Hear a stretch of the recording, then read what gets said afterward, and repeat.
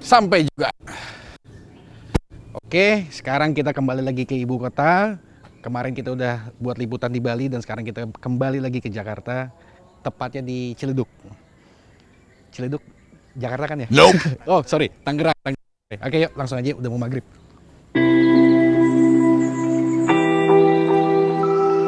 Permisi. Halo. Halo. Bro, apa kabar? Saya Dua kali cancel, nih. akhirnya Iya. baru kesampaian juga nih datang ke rumah lo. Akhirnya Akhirnya. waktunya cocok ya. Jadi ini tank lo. Ini tank tank lo, oke. Mature ya. Lumayan bro.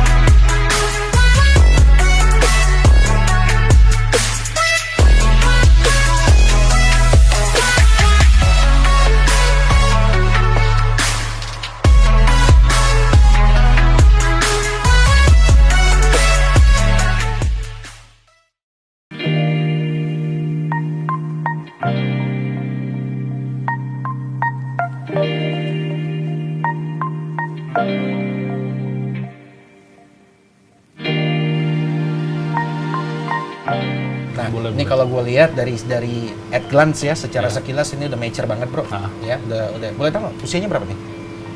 Hampir 3 tahun. 3 tahun ya. Hampir 3 tahun. Wow, berarti cukup lama loh, udah 3 tahun dan dia bisa maintain apa ya, coralnya itu happy, dia thriving gitu. Nah itu memang yang menjadi apa ya challenge kita gitu untuk bagaimana how to make the reef tank alive gitu. 3 tahun, nah bro, singkat cerita aja bro, Ya. gimana ceritanya lo kok tiba-tiba nyasar mau punya hobi itu reef tank gitu? Jadi kalau kita flashback ini akuarium ketiga gue lah. Akuarium ketiga? Akuarium ketiga. Satu duanya? Lo Jadi bongkar? akuarium pertama itu tahapan belajar lah ya Oke, semua oke. orang. Itu tahun sekitar 2003-2004 lah. 2003, bro berarti basic lo udah 9 tahun yang lalu dong? Iya. Udah lama Belum, ya? udah lebih, udah 9 tahun. Oke. Nah, 2003-2004 gue belajar tuh yang mati lah gitu. Itu belajar Sumenep lah. Akhirnya Oke, kita oke. baca forum luar lah dulu Oke. ya. Oh Indonesia belum ada tuh ya? Belum ada. Ya? Oke. Bikin lah. Tadi lo 2003 which is 19 tahun yang lalu lo itu? Iya. Wow. Oke. Lalu bikin tank kedua 120 cm, nah mulai proper. Tapi alat-alat itu sangat susah ya dulu ya. Kita Benar, mesti benar. dapat dari paling dekat Singapura. Rata-rata masih banyak impor ya? Dari US Singapura. Iya. Oke, bikin proper 120. Nah, ini tank terakhir lah. Ini Itu 3 tahun ini lalu. dimensinya berapa bro? Ini 80 kali 60 tinggi 80 cm 55. ya? Iya. 80 cm. Nggak gede. Oke, jadi buat referensi aja kalau misalnya lo mau baru memulai dan nggak terlalu heavy duty, Ya. akuariumnya mungkin 80 cm ini bisa menjadi referensi ideal akuarium ya, Ya, size ya.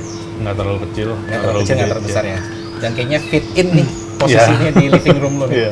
Oke. Oke, Jadi lanjut. ketiga, ya mulai SPS. Kalau yang dulu kedua LPS. Oke. Full. Uh, Oh jadi yang ini justru lo SPS lo Dulu lebih SPS. mulainya dari SPS Ya, dulu. di challenge lah sebenarnya sama Rizky. Iya. Oke. Kenapa namanya SPS gitu? Anak Bandung yang Iya. challenge ya. Oke. Oke, coba gitu. Ternyata bisa, tapi ya butuh konsisten ya rawatnya gitu. Tahu kan lagi-lagi udah beberapa liputan kita buat kunci memang dari untuk membuat reef tank yang baik itu adalah konsistensi. Ya. Disiplin waktu Disiplinnya juga ya. Oke.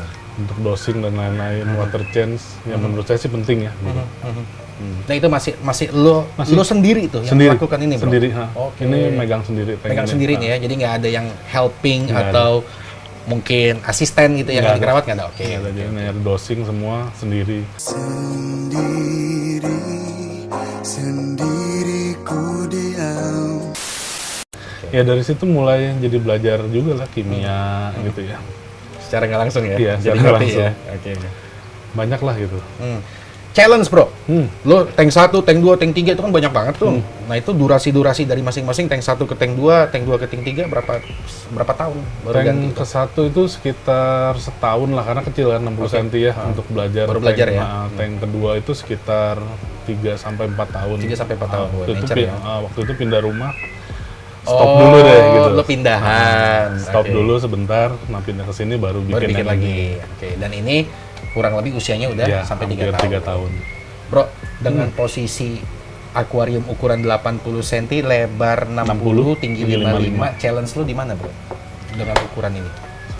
Challenge-nya sebenarnya water parameter ya. Water parameter. Oke. Karena air nggak terlalu banyak, hanya 330 liter. Jadi Bukan, nggak- karena banyaknya, coba nih kalau lo mau lihat, lo bisa fokus ke sini, ini kurang lebih mechanical supporting system kita bilang ya, mechanical supporting system yang memang dibutuhkan untuk membuat reef tank. Nah, sehingga dengan kabinet yang ukurannya kecil, itu relatif sulit sekali untuk bagaimana bisa apa ya, nyelipin gitu ya, Bro ya. betul. Kasih muat nih peralatan-peralatan mechanical support system ini untuk bisa fit in gitu di dalam kabinet. Itu yang jadi challenge ya, Bro ya, Ya, pertama ya mungkin pertama ya. itu. Oke. Sampai lo akalin di luar nih. Ya.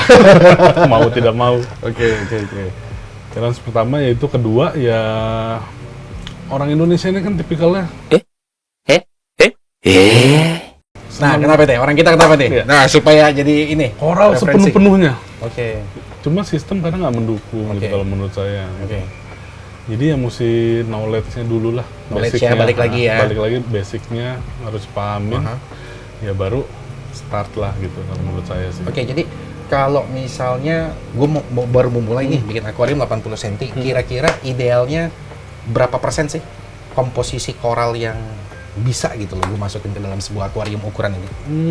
Apa kita bicaranya mungkin sepertiga volume kah? Atau setengah volume akuarium kah? Balik lagi tergantung size ya. Oke. Sama nantinya koral itu growth-nya seperti apa gitu. Oke. Kalau baiknya sih awal mungkin setengah ya. Jadi karena makin lama nggak sting-stingan kan, mau LPS atau SPS. Oke. Jadi kalau volume airnya udah tahu berapa, berarti setengahnya itu idealnya ya. Iya. Gitu. Oke.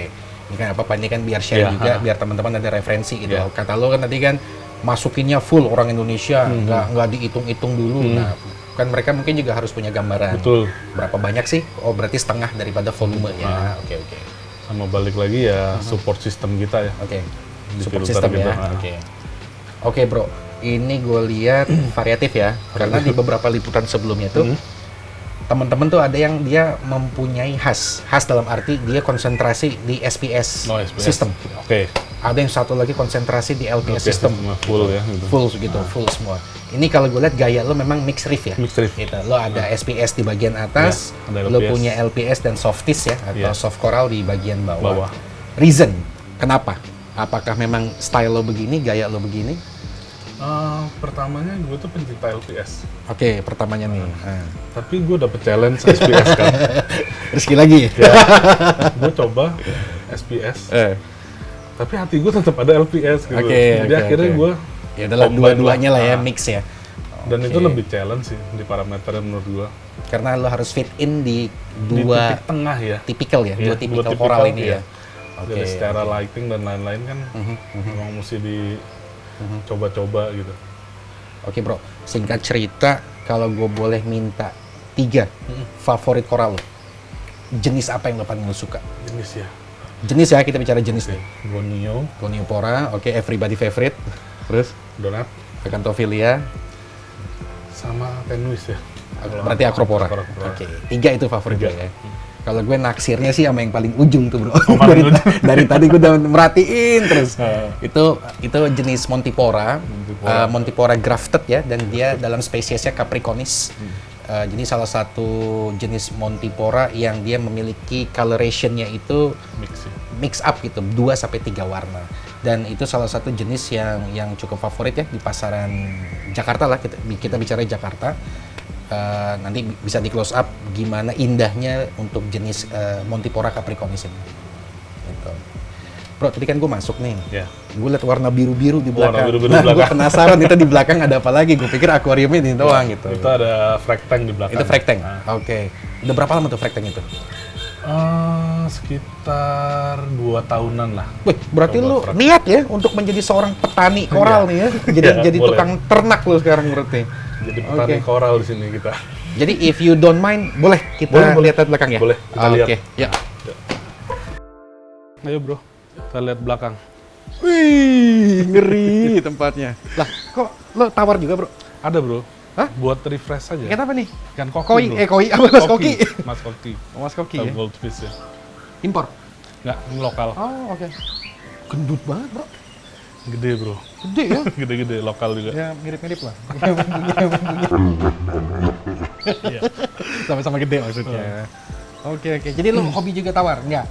Ya Apa hobi iseng-iseng juga, aja? iseng-iseng aja Iseng sih. aja, tapi Nah, lebih ke marine. lebih ke marine. Oke. Basically Terus marine. ini kenapa ada burung? Banyak banget burung nih. Burung hobi bro. Oh, burung hobi. sebelum marine ini. Oke. Burung apa?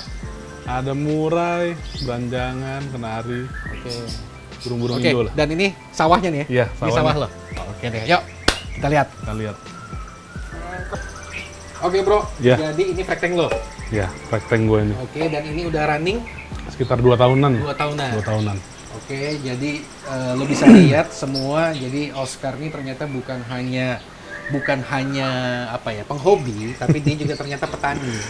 Nah, ini sawahnya dia lah, kurang lebih ini sawahnya. Tani koral. Namanya petani koral dan kurang lebih Bro Oscar udah 2 tahun katanya menjadi seorang petani. Jadi kalau nanti lo bisa lihat, nanti kita showing juga beberapa koleksi daripada hasil budidaya koralnya yang telah berhasil dia jalankan selama 2 tahun. Dan ini murni karena passion. Dan untuk teman-teman tahu bahwa Indonesia baru satu-satunya negara yang dapat mengkomersilkan koral dalam skala global. Jadi dibandingkan dengan negara-negara koral lainnya, Indonesia tetap yang leading pioneer country untuk bisa sukses mengkomersilkan budidaya koral. Dan salah satu teknik yang digunakan itu adalah teknik transplantasi, yaitu dengan membuat propagasi atau membuat dicangkok lah mungkin kalau bahasa di tumbuhannya. Tetapi dalam teknik yang kita telah menjadi hak paten gitu ya, hak paten bangsa Indonesia, yaitu dengan teknik transplantasi koral. Dan ini merupakan salah satu bentuk passion yang disertai dengan disiplin dan juga ketelitian sehingga dia Bro Oscar nih sukses gitu untuk bisa membudidaya koral dengan baik. Nah, ini biar pada tahu juga teman-teman bahwa ada bedanya dari sisi jenis gitu. Nah, kebetulan Oscar nih dia cukup banyak ya variatif yang dia budidayakan, yang dia ternakin. Salah satunya itu dari family Acanthastrea.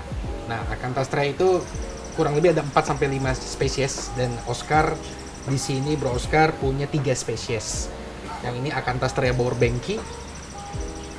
Yang ini juga Acanthastrea lordowensis. Dan terakhir, ini bukan keluarga Acanthastrea sih, tapi mirip banget Acanthastrea, dia namanya Micromusa Acumensis. Betul. Lo lebih suka yang mana, Bro? Sekarang bentuk borbengki ya. Bentuk bowerbanki. Iya, karena matanya gede-gede. Oke. Gue emang Micromusa lover sih. Suka Ya, apa gue Micromusa ya. Cakep banget. Warnanya bagus. Oke, berikutnya yang ini cukup unik ya. Cukup unik jenis ini yaitu Simphilia wilsoni. Bentuknya mirip-mirip Simphilia dan campuran dengan Welsophilia. Jadi kayak 2 spesies digabung jadi satu, maka menjadi namanya Simphilia wilsoni. Gitu. Dan sering dia datang warna itu rata-rata memang pelangi gitu. Jarang banget dia monokrom. Dia selalu datangnya dengan warna multicolor. Nah, ini yang bisa gue bilang bahwa inilah produk bentuk budidaya yang sukses. Kalau nanti lo lihat ya, ini bagaimana sebuah mother colony, kita bilangnya mother colony atau indukan. Dari indukan ini kita akan berusaha untuk mempropagasi. Kita potong dia, kita belah dia. Nah, belahannya itu lambat laun dia akan menjadi besar juga gitu. Yang tadinya kecil jadi besar juga gitu. Jadi kalau tadinya gue cuma punya 1, sekarang dengan gue mempraktekkan teknik propagasi dari anakan dari sini gue bisa punya sekarang 4. Sehingga in total gue punya 5. Nah, bayangkan kalau nantinya semua jenis ini bisa kita propagasi, ya berarti konservasi koral yang ada di Indonesia ini bisa dikatakan sangat berhasil. Apalagi dengan adanya orang-orang kayak Bro Oscar ini. Jadi ini sangat sukses ya, menurut gue sangat sukses dan ini keren banget. Dari sebuah satu mother colony dia bisa memproduksi 4 frek atau 4 apa bahasanya ya? Ya, 4 frek lah. 4 anakan. 4 anakan. Ah, gitu. Ini keren banget, Bro. Warnanya juga keren. Aduh, jadi pengen. Propagasi itu apa sih? Oke, propagasi itu apa ya? Membelah gitu, kita memotong yang tadi dia sebesar induk besar gitu ya. Nah itu kita potong-potong menjadi bagian fragmen atau kecil-kecil. Nah si kecil-kecil itunya lah yang kita katakan fragmentasi atau sebuah kepingan pecahan. Nah si pecahan kepingan itulah yang seiring dengan waktu kita ternak dengan ekosistem yang tepat, dengan mechanical support system yang bagus, nah dia akan berkembang gitu. Dia tidak akan senantiasa kecil, tapi dia akan lambat laun dia akan membesar gitu. Sehingga nantinya si anak itu akan menjadi sebuah mamah baru lagi dan seterusnya.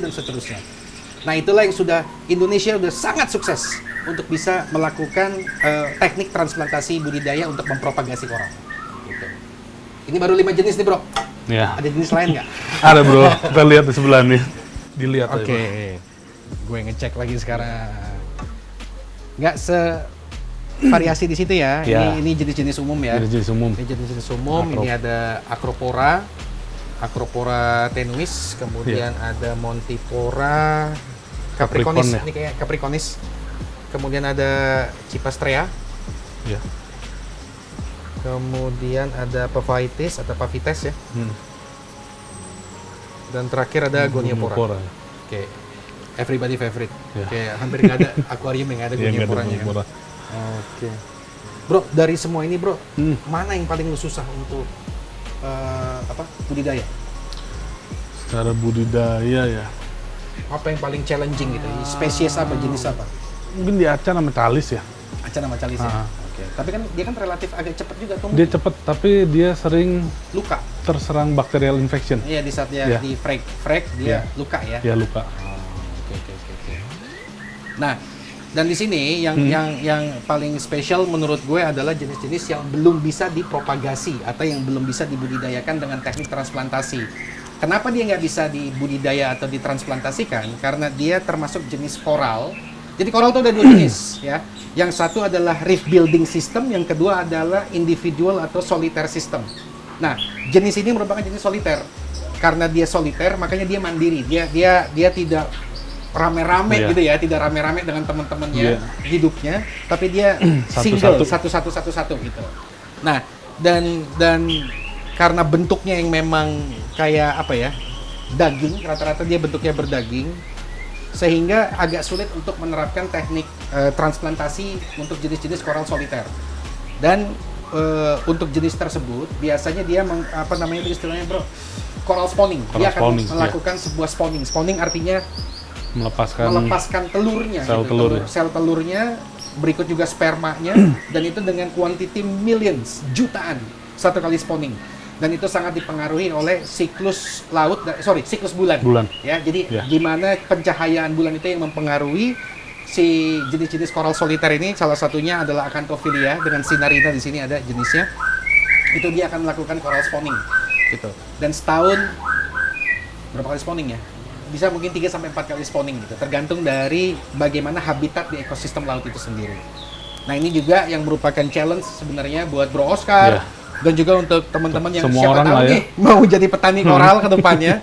Ini jadi challenge untuk bagaimana kita bisa sukses membuat rekayasa, meng-create ya. Gimana ya, kayak membuat cahaya dan bukan bro, kayak membuat auditorium khusus itu untuk koral-koral soliter, untuk supaya mereka bisa terangsang gitu loh, untuk gue lagi di laut nih gitu. Seolah-olah bahwa mereka ada di laut. Betul. Gitu. Itu yang menjadi challenge dan sampai sekarang memang sangat sulit lah, dan itu memang sangat advance teknologi. Dan di samping Indonesia, 2 negara yang sangat antusias ya untuk bisa mereplika ekosistem laut ada di darat, itu baru di Australia sama Jepang. Itu yang mereka sangat signifikan dan sangat R&D-nya sangat kuat gitu untuk bagaimana mereka berhasil mengkomersilkan jenis-jenis koral soliter. Salah satunya yaitu adalah Acantophilia dengan Sinarina. Duh, cakep-cakep kan, gue mau pulang rasanya. Oh, ada satu lagi bro, gue lupa jelasin. Ini adalah Scolimia vitiensis, jenis yang juga merupakan jenis soliter. Bisa dibilang beberapa mau dicoba dengan teknik transplantasi, propagasi, tapi ada yang gagal, ada yang berhasil gitu. Jadi kayak success rate-nya masih sangat rendah sekali. 50-50 ya. 50-50, dan masih beda kalau misalnya kayak Acanthostrea, Echinopora, Acropora, Montipora, mereka udah bisa dikatakan tuh success rate-nya 100%, itu pasti sukses. Iya, tinggi. Nah, tapi kalau jenis-jenis soliter, nah itu emang agak challenging ya. Iya. Bro. Oke bro, jangan patah semangat bro, harus lu bisa nih. Coba terus. Iya, coba terus pokoknya, jangan sampai bosen. Oke, kayaknya koleksinya bagus ya, bagus-bagus. Bro Oscar sangat telaten dalam memeliharanya. Dan siapa tahu nanti dengan adanya contoh Oscar yang telah mempraktekkan menjadi petani koral 2 tahun ini bisa menstimulus gitu teman-teman yang memang hobi reef tank bisa ikutan juga jadi petani petani koral. Iya. Nanti sawahnya. Oke, jadi udah kita lihat gimana sawahnya Oscar ya, dan dia udah jalan ini kurang lebih 2 tahunan. ya 2 tahunan, dan bisa dibilang bahwa hasilnya sangat memuaskan ya, sukses ya. Dan ini siapa tahu bisa men-trigger untuk teman-teman yang mau jadi petani koral yang akan datang bisa curi ilmunya di sini gitu. Karena ilmunya masih banyak yang diumpetin, belum dibuka semuanya. Oke bro, sebelum kita tutup, lo ada message nggak buat teman-teman atau buat penghobi-penghobi yang newbie lah gitu, yang baru mau nih di dunia laut? Iya, buat teman-teman kita penghobi yang masih baru atau sudah beberapa lama mencoba, ya kuncinya pertama ya konsistensi sih, balik lagi ya, sama pahami basic-basicnya aja lah. Pasti bisa ya. Pasti bisa, ya, pasti bisa. Pasti makanya. bisa bro. Jadi kalau ada yang nanya bisa ya? Bisa. Nanya ilmunya Boleh, ya? boleh. Ya? Oke. Terbuka Dia terbuka, kok. ternyata Ya. terbuka ilmunya. Oke, kayaknya kemarin kita udah banyak ya, banyak visit teman-teman kita yang di Jakarta, terus ada yang di Banten. Terus kemarin kita sempat juga untuk membuat visit teman kita yang di Bali. Dan untuk next episode, kita akan coba untuk jenguk teman kita yang ada di Kota Bandung. Dan Semarang dan Surabaya. Oke, thank you, bye-bye.